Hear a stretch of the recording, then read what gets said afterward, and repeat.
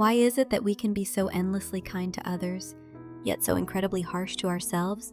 Today, I want to start by telling you this brutal truth. Letting your own heart crumble just to appease someone else isn't being considerate, it's an act of neglect and self-directed violence. If you don't protect yourself, who in the world is going to treat you as precious?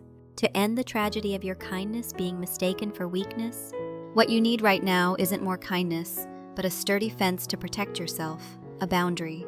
We often suffer from the obsession that we have to be a good person.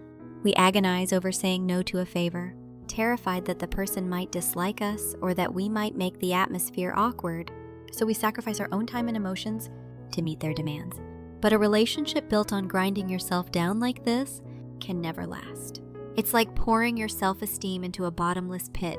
The more you do it, the emptier you become inside, and the other person starts mistaking your goodwill for an entitled right.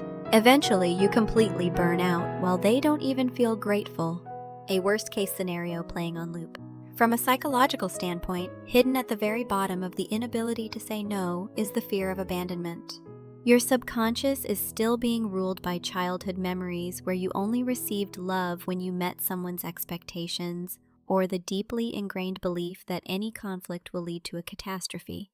But keep this in mind. If a relationship can be shaken by a single no, it was a toxic relationship that never respected you in the first place. You were not put on this earth to satisfy everyone else. Now we need to draw a clear safety line in our minds. A boundary isn't a wall built to push people away. It's the absolute minimum space you need to safely exist as yourself.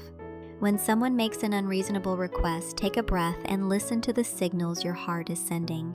If you feel discomfort, that is the exact signal that your boundary is being invaded.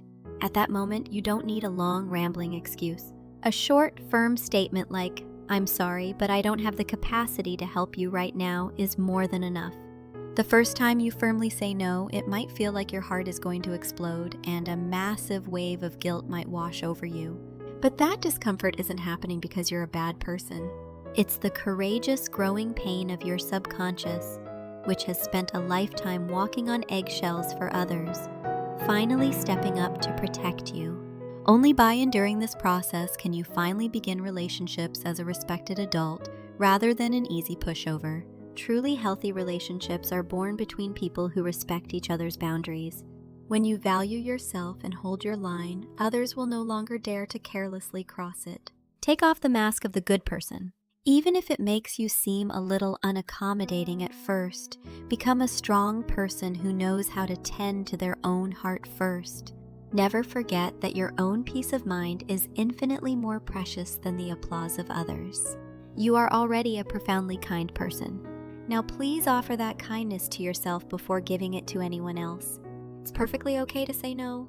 Even if you are disliked a little, your worth doesn't diminish one bit. I will be rooting for you with all my heart as you find your footing. This has been Psychology Lemon.